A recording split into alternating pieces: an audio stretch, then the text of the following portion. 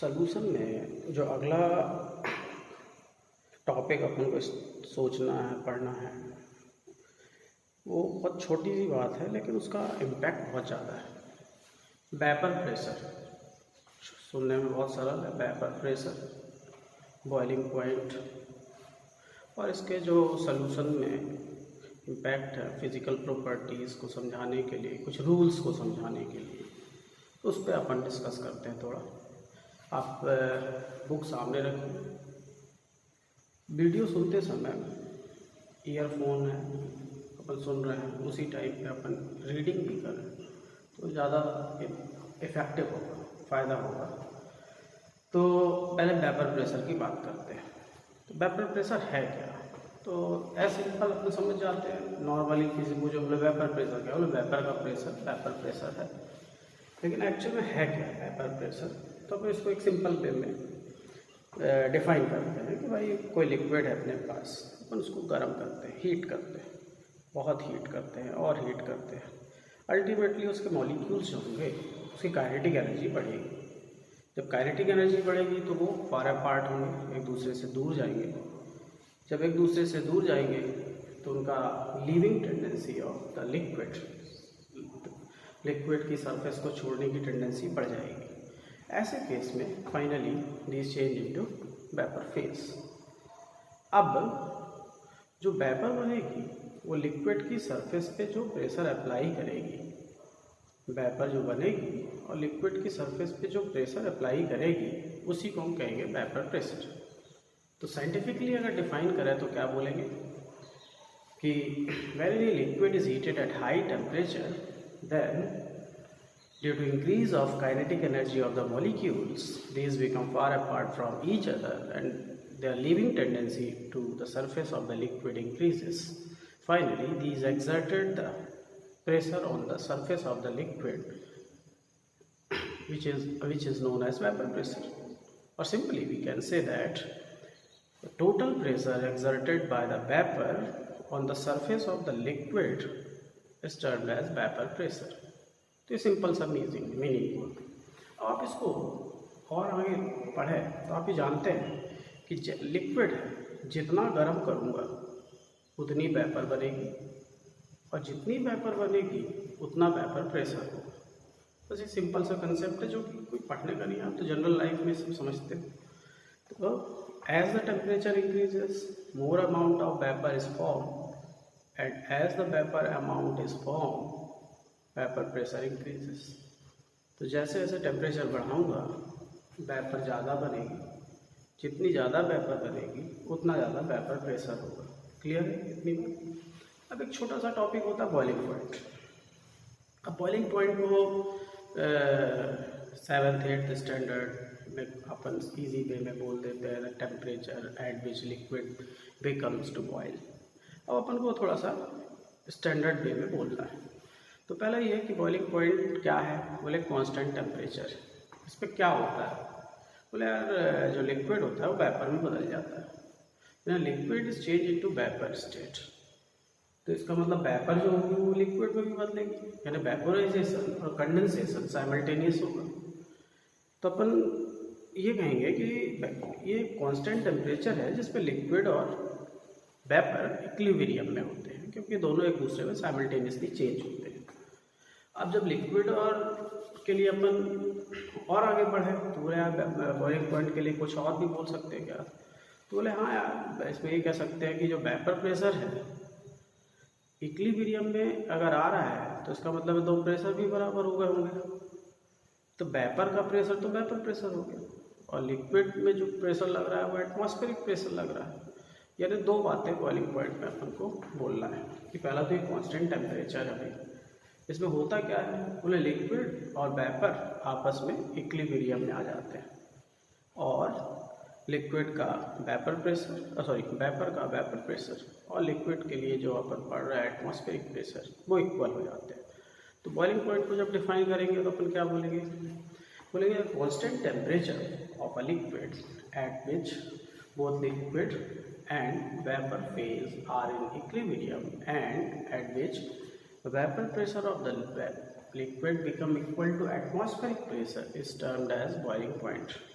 The constant temperature of a liquid at which both the vapour and liquid phase of the substance are in equilibrium and boiling and vapour pressure of the liquid become equal to atmospheric pressure is termed as boiling point। तो ये तो बहुत छोटी symptoms point है, इनको clear रखना है। अब आगे बढ़े। अब जब आगे बढ़ते हैं तो वेपर प्रेशर के रिस्पेक्ट में अपन को एक सोल्यूशन के लिए एक सिंपल सा रूल पढ़ना पड़ता है। अब वो रूल को कहते हैं राउल्ट्स लॉ। Raoult's law. अब ये राउल्ट्स लॉ क्या है तो आप बुक में पढ़ रहे हैं, बुक में देखते हैं तो राउल्ट्स लॉ डिस्क्राइब है। तो राउल्ट्स लॉ को साइंटिफिकली पढ़ते हैं क्या है, तो इसको पहले समझो आप कि राउल्ट्स लॉ तो अपने पास सोल्यूशन है और उसमें दो कंपोनेंट हैं, सॉल्यूट एंड सॉल्वेंट। अभी ऐसा रखते हैं कि ये जो सोल्यूशन है ये वोलेटाइल नेचर का इसमें सॉल्यूट मिला है। वोलेटाइल नेचर का मतलब लिक्विड है, लिक्विड में ऐसा कोई लिक्विड मिलाया है जो वो वेपर में बदलता है। तो लिक्विड यानी पानी अपने पास सॉल्वेंट है तो वो तो वेपर में बदल ही रहा है, और एक नया अपन ने उसमें सॉल्यूट मिलाया है वो भी वेपर में बदल रहा है। एज्यूम करें अब इनको पहले अलग अलग रखो कि भाई हमारा पानी है, सॉल्वेंट है, और ये हमारे पास एथिल अल्कोहल है, ये सॉल्यूट है, ये अभी प्योर है। तो प्योर स्टेट जब है इनकी तो इनका वेपर प्रेशर कांस्टेंट होगा। तो अपन सॉल्यूट का वेपर प्रेशर मान लेते हैं कि पी नॉट ए है, पी नॉट ए है। पी नॉट ए एक्सप्रेशन समझते हो आप कि भाई पी नॉट ए है सॉल्यूट का वेपर प्रेशर और पी नॉट बी है सॉल्वेंट का vapour pressure in IN in pure state. तो ठीक है, प्योर स्टेट में दोनों का वेपर प्रेशर मालूम है, लेकिन जब इनको अपन मिक्स करेंगे तो क्या होगा। तो इसको आपको ऐसे समझना है कि जैसे मीन निकालते हैं अपन, तो लेस वैल्यू से ज़्यादा आएगा, हायर वैल्यू से कम आएगा। वैसे यहाँ पे कि मिक्स कर दोगे तो ये सोल्यूशन अब दोनों कंपोनेंट प्योर नहीं रह जाएंगे, इनप्योर हो जाएंगे। तो इनप्योर हो जाएंगे तो इनका वेपर प्रेशर में चेंजेस आएंगे। क्यों? क्योंकि जब दो अलग अलग कंपोनेंट मिलेंगे तो उनके मॉलिक्यूलर इंटरेक्शन के कारण रिलेटिवली वेपर अमाउंट कम हो जाएगा। जब वेपर अमाउंट कम होगा तो वेपर प्रेशर भी कम होगा, नो डाउट। तो ऐसे केस में अब अपन ये बोलेंगे कि जब ये सॉल्यूशन फेज में आए यानी इनप्योर हो गए तो ऐसे केस में इनका वेपर प्रेशर पी ए और पी बी है। ये सॉल्यूशन फेज में है और ये प्योर स्टेट में है। अब राउल्ट कहते हैं कि यार हमको ये चीज़ें बराबर करनी है, जो कि अभी बराबर नहीं है, इक्वल करनी है। क्यों? क्योंकि राउल्ट्स लॉ थ्योरी तो है लेकिन एक मैथमेटिकल कंसेप्ट जो कि LHS = RHS पे बेस्ड है। तो राउल्ट के हिसाब से अब आप ये सोचो कि इन दोनों को बराबर कैसे कर सकते हैं। तो आपके पास एक मेथड है जिसको कहते हैं मोल फ्रैक्शन। मोल फ्रैक्शन में क्या होता है, दो कंपोनेंट हैं, दोनों के मोल्स का समेशन करके उनका इंडिविजुअल फ्रैक्शन निकालते हैं। और ये भी मालूम है कि मोल फ्रैक्शन का सम 1 होता है, तो किसी भी कंपोनेंट की वैल्यू सॉल्व करोगे तो 1 से कम आएगी। अब आप ये और ये बराबर करना है तो आप पहले तो ये समझो कि कंडीशनली इनको कैसे अप्लाई करें। तो ज़्यादा क्या है, प्योर क्या इनप्योर? बोले प्योर वाला ज़्यादा है, यानी पी नॉट ए ज़्यादा है, पी ए कम है। तो पी नॉट ए और पी ए को बराबर करना है तो मुझे पी नॉट ए में कोई ऐसा मल्टीप्लाई करना होगा नंबर जो 1 से कम हो। मोल फ्रैक्शन मेरे पास है 1 से कम है, तो अगर मैं पी नॉट ए में मोल फ्रैक्शन का मल्टीप्लाई करता हूँ सॉल्यूट के तो पी ए के बराबर हो जाएगा। कैसे? कि अगर मैं ये कहूँ कि पी नॉट ए और पी ए को बराबर करना है जो कि ये ग्रेटर देन है, तो इसमें मैं x से मल्टीप्लाई कर लेता हूँ। तो स्वाभाविक बात है x की वैल्यू 1 से कम है, मैथमेटिकली दोनों बराबर हो जाएगा। इसी तरह मैं बोलूँगा पी बी करना है तो X B P naught B कर दूँगा तो ये दोनों बराबर हो जाएंगे। फिर हम जानते हैं कि सॉल्यूशन में भी डाल्टन्स लॉ और राउल्ट लॉ दोनों को एक साथ अप्लाई कर सकते हैं। तो सॉल्यूशन में भी अपन कंसेप्ट लेके चलते हैं कि total vapour pressure of the solution is always equal to the sum of vapour pressure of their components, जैसे डाल्टन्स लॉ में करते हैं। तो मैं ये कहूँगा जब, तो स्वाभाविक बात है सोल्यूशन का vapour pressure PA plus PB हो जाएगा। क्लियर? अब इसको अपन सेंटेंस में पहले बोले, तो दिमाग में रखो, रटना नहीं है कि दिमाग में बात ये रखनी है कि मुझे PA और P0A बराबर करना है, तो मैंने XA का मल्टीप्लाई किया। तो राउल्ट कहना क्या चाहते हैं? राउल्ट के स्टेटमेंट दो हैं, एक वोलेटाइल सॉल्यूट के लिए, नॉन वोलेटाइल सॉल्यूट के लिए। जब आप 12th के लिए बात करते हैं तो राइटिंग पर्पज से हमेशा वोलेटाइल सॉल्यूट के लिए ही राउल्ट्स लॉ लिखना होता है, उसमें ज़्यादा IQ और इंटेलिजेंस ही नहीं लगना नहीं। जब आप कैलकुलेशन करते हैं, चाहे वो 12th में कॉम्पिटिशन्स में हो, तब आपको ध्यान देना पड़ता है कि क्या कंडीशन आई है, वोलेटाइल की है, नॉन वोलेटाइल की है, जो कि नॉन वोलेटाइल आगे डिस्कस करते हैं। तो राउल्ट कहते हैं कि vapour pressure of any component, vapour pressure of any component in solution is always equal to the product of mole fraction of that component and vapor pressure of that component in pure state। क्या समझे?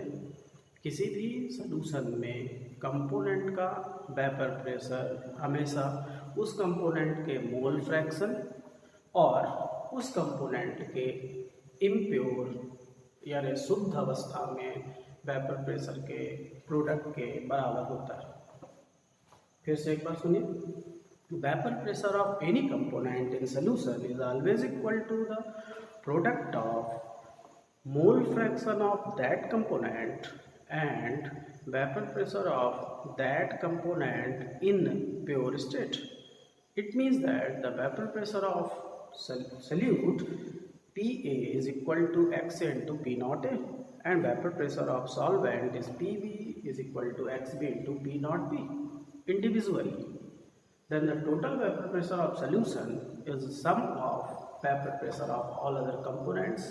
Since we have studied about the binary solution, therefore we have only two components, solute and solvent. Hence, the vapor pressure of solution PS is equal to PA plus PB. Clear? अब अपन इसको illustrate करते हैं, easy करते हैं। तो हम जानते हैं कि भाई PA की वैल्यू ये है, PB की वैल्यू ये है। तो जब मैं पूरा रखूंगा तो PS is equal to XA P0A plus XB P0B हो जाएगा। अभी अपना इक्वेशन तैयार हो गया, इसको कहते हैं राउल्ट्स लॉ का मैथमेटिकल इक्वेशन। इससे न्यूमेरिकल है, आप देखोगे बुक्स को देखो, लगभग 10-15 न्यूमेरिकल है। न्यूमेरिकल में कुछ दम नहीं है क्योंकि ये वैल्यूज दी होंगी या फिर सॉल्व करने को लेफ्ट एंड राइट हैंड पे बेस्ड है। मोल फ्रैक्शन एज यूजुअल अब तो बन रहा होगा, तो प्रैक्टिस करनी पड़ेगी। मोल फ्रैक्शन होगा, वैल्यू रखेंगे, सॉल्व करेंगे, इजीली सॉल्व होगा। अभी अगर मैं कुछ भी बोलता हूँ तो आगे आंसर आएगा। अब इसमें क्या होता है, जो खासकर ऑब्जेक्टिव क्वेश्चन आए हुए हैं तो मोल फ्रैक्शन के लिए तो है। अब राउल्ट्स लॉ ये है, अब इसको क्या और डिज़ाइन चेंज कर सकते हैं? तो बोले हाँ कर सकते हैं भाई, मेरी इच्छा है कि मैं इसको थोड़ा सा रीडिज़ाइन करूं। तो आप जानते ही भाई कि भाई XA plus XB is equal to 1 होता है। तो जहाँ पे मैंने XB लिखा है वहाँ 1 माइनस XA कर लूँगा। जब 1 माइनस XA कर लूँगा तो रीडिज़ाइन हो जाएगा, एक नया कंसेप्ट आ जाएगा, एक नया फार्मूला आ जाएगा। तो देखोगे आप 3-4 स्टेप में फार्मूले लिखे होंगे। तो फार्मूले में कठिन नहीं है, आप उसको अप्लाई करोगे और अप्लाई करने के बाद आप कैलकुलेशन पे ध्यान दोगे।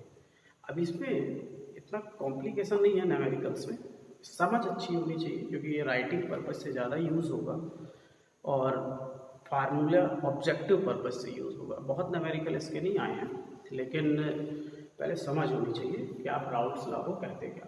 तो समरी क्या है कि जब राउल्ट्स लॉ अपन पढ़ रहे होते हैं तो हमारे को पहले तो ये दिमाग में होना चाहिए कि राउल्ट बोलना बताना ये चाहते हैं कि जो प्योर स्टेट में कोई कंपोनेंट होता है और जब उसको सॉल्यूशन में बना दिया जाता है तो प्योर स्टेट में मॉलिक्यूलर इंटरेक्शन अलग अलग कंपोनेंट का तो होता नहीं है। सॉल्यूशन फेज में अलग अलग कंपोनेंट का इंटरेक्शन आ जाने के कारण एसोसिएशन बढ़ जाता है, तो पेपर कम बनती है। अब राउल्ट कहते हैं ये प्योर स्टेट वाला और सॉल्यूशन वाला का वेपर प्रेशर बराबर करना है। तो कैसे बराबर करोगे आप? तो बराबर करने के लिए या तो इसको बढ़ा दो या तो इसको घटा दो। तो हमारे पास एक नंबर है मोल फ्रैक्शन जो कि 1 से कम है किसी भी कंपोनेंट के लिए, उसको मल्टीप्लाई कर देंगे किसमें, प्योर स्टेट वाले में, तो अल्टीमेटली घट के ये बराबर हो जाएगा। तो मैथमेटिकली दोनों वैल्यू इक्वल हो जाएंगी। यानी अपन को बोलते बनना चाहिए कि according to Raoult when any volatile solute is added in solvent to make a solution, then the vapor pressure of any component is always equal to the product of vapor pressure of that pure component and mole fraction of the component. In easy words, we can say that according to Raoult, the vapor pressure of any component is always equal to the product of mole fraction of that component and vapor pressure of that component in pure state. Clear? Expression ये है, expression book में भी देखिए आप, numericals बहुत easy है इसके, तो आप इजी अप्लाई कर सकते हो। मोल फ्रैक्शन बनता है तो दिक्कत नहीं आएगी, कैलकुलेशन इजीली हो जाएगा। क्लियर? ओके, तो आगे अपन देखेंगे, आगे इसमें नॉन वोलेटाइल कंडीशन कर दी जाए तो क्या होगा, कैसे आंसर आएगा वो देखेंगे। Okay, thank you.